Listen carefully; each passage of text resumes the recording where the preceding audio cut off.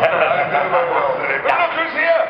The world's smallest living organism, Richard Hammond live! Hello, nice to see you. Good evening.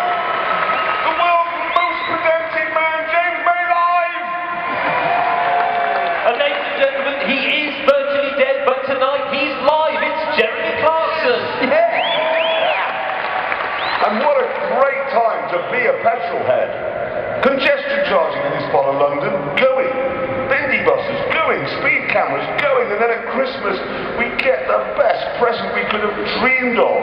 The end of John Prescott's stupid M4 bus lane. There's more good news. More good news. The new Dacia Duster will be on sale in the UK quite soon. Wow. Better news than that. The lisping, mono-browed donkey murderer from Ferrari qualified 5th for today's Grand Prix and therefore probably won't win the World Championship. Pretty much the only bit of bad news right now, in fact, for us all is, of course, Top Gear. Normally we'd be on your tellies at this time, but we're not, because this year our next series doesn't start until Christmas. Yeah, now there's a very good reason for that, actually. We simply couldn't be bothered. There's that, and the fact that James May wasn't available. He was too busy making his new television programme, Man Lab. Yes, because James, of course, is an expert on men. Oh, yeah. Knows everything about men. But what he doesn't know is that a man doesn't have a lab.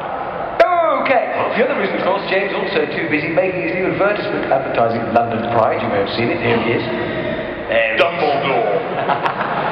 The offenders register years. It was a disaster for James, actually, that. He thought he was advertising gay pride. Oh, Jesus.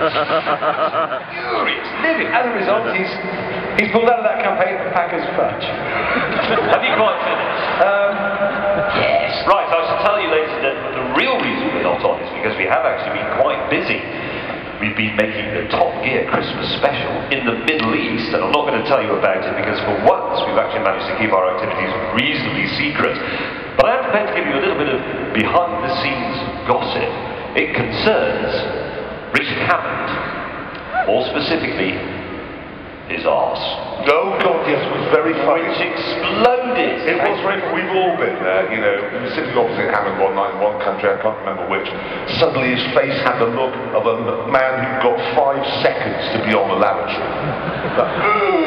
Now, if he'd have been staying in room 304, he'd have been fine. Sadly, though, he was in room 306. So he only made it as far as his hotel room door before the brown Niagara poured out of him.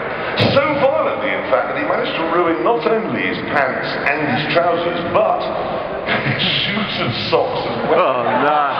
They had to be thrown away. Actually, it got worse. Because after that initial bout, I thought, right, that's over, I'll go into my room, and I was about to open the door and step in, and I felt another attack coming on, and I thought, well, no point going into the room and ruining that. I'll just stand here in the corridor and finish the job. People walking past him going, "All right, Rich." Yeah, I'm just taking a dump. You didn't quite get away with it, did you? No, I didn't. You had quite a bad attack. I did, yes. Although it is fair to say, ladies and gentlemen, that at least he was in his room.